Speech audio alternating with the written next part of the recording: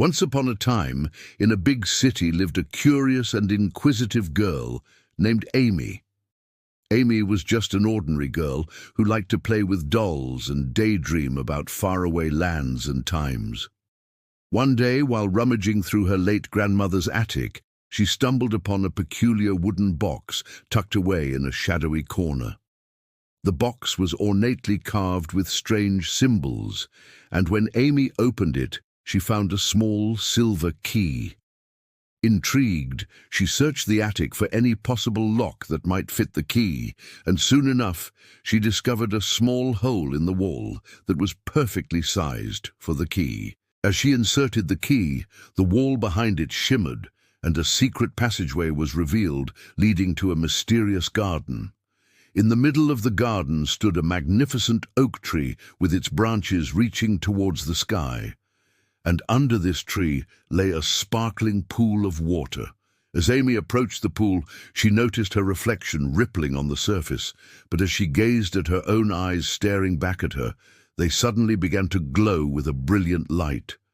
Before she knew what was happening, Amy was sucked into the pool and everything went black. When Amy regained her senses, she found herself lying on soft grass, beneath the same oak tree she had seen in her grandmother's garden. But everything around her seemed strangely different. There were no birds tweeting in the trees, nor the buzzing of insects. The world was eerily silent. As she sat up, she noticed a small figure approaching her, dressed in clothes made from animal skins and carrying a spear and a shield. "Who are you?" Amy asked nervously. "I am Ugg, and you are in the Stone Age," replied the small figure. "How did I get here?" Amy inquired. "You fell into the magic pool in your own time," Ugg explained. "But now you are here, you must stay until the sun sets 3 times over the river stone, otherwise you will never return home." Amy felt a surge of fear, realizing she could be stuck here forever. But instead of panicking, she decided to make the best of her situation and asked Ugg to show her around. Together, they explored the prehistoric landscape, marveling at the towering dinosaurs that roamed the land. Ugg taught Amy how to use a spear and shield, and she learned about the daily life of humans in the Stone Age. They gathered berries and nuts for food, and Amy even tried to start a fire by rubbing 2 sticks together. As the sun set twice over the river stone, Amy realized it was almost time to go home. She thanked Ugg for his help and promised to never forget her adventure. Then she returned to the magic pool and was transported back to her own time and place. Amy emerged from the pool in her own garden, shaken but exhilarated by her journey through time. As she turned to leave, she noticed something strange. The oak tree from her adventure was now visible from her garden, its branches laden with sparkling apples. Curiosity overcame her, and she picked one of the apples, which tasted like sweet honey. Suddenly, a tiny door appeared on the trunk of the oak tree, just as she had seen in the past. With a deep breath, she stepped through the door, leaving her old life behind. On the other side, Amy found herself in a bustling medieval village. People were going about their daily lives, and she saw blacksmiths hammering away at red-hot metal, bakers kneading dough, and children playing in the streets. Wanting to blend in, Amy put on a long, flowing dress and a hooded cloak. As she walked through the village, she heard the sound of drums and trumpets, and followed the noise to the center of town, where a group of men were preparing for a jousting tournament. One of the knights caught sight of Amy and invited her to watch the competition from his family's private box.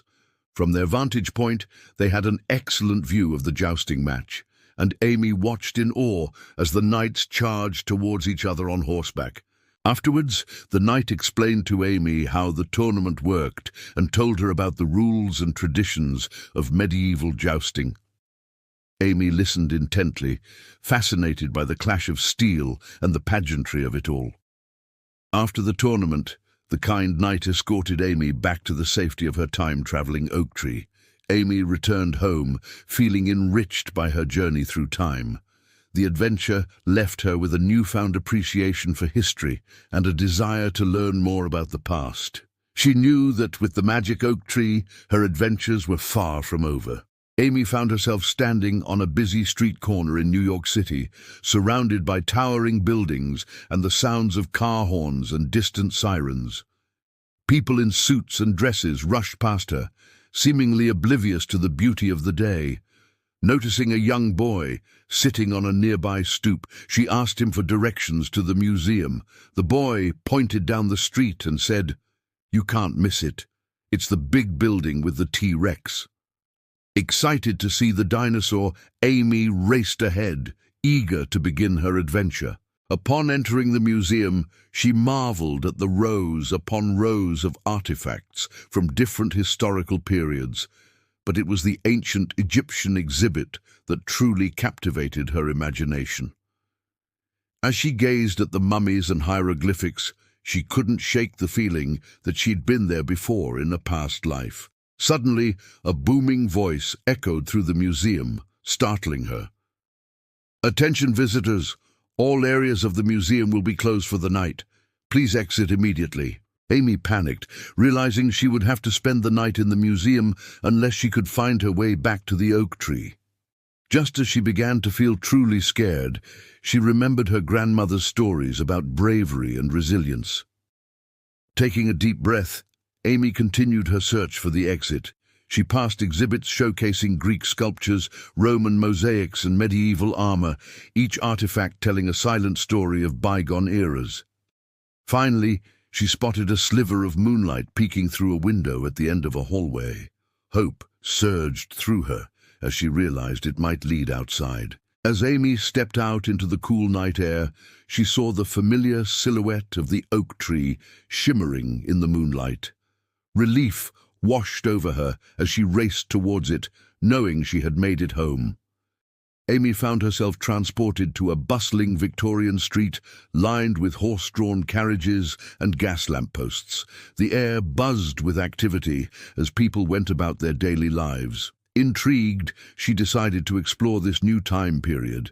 She walked past shops displaying the latest technological gadgets and fashions and overheard snippets of conversation that hinted at exciting discoveries and inventions. As Amy strolled along, she noticed a crowd gathered in front of a large building. Curious, she joined the back of the line and soon realized they were waiting to hear the world-famous inventor Thomas Edison unveil his latest creation, the phonograph. When the moment arrived, Edison stepped forward and placed a record on the machine. As the first notes of music filled the room, the crowd erupted into applause. Overwhelmed by the magic of recorded sound, Amy approached Edison and expressed her admiration for his work. Edison, always eager to share his passion for invention, explained how the phonograph worked and even allowed Amy to try putting a record on the machine herself. Inspired by Edison's dedication to his craft, Amy realized the importance of pursuing her own passions with enthusiasm and curiosity.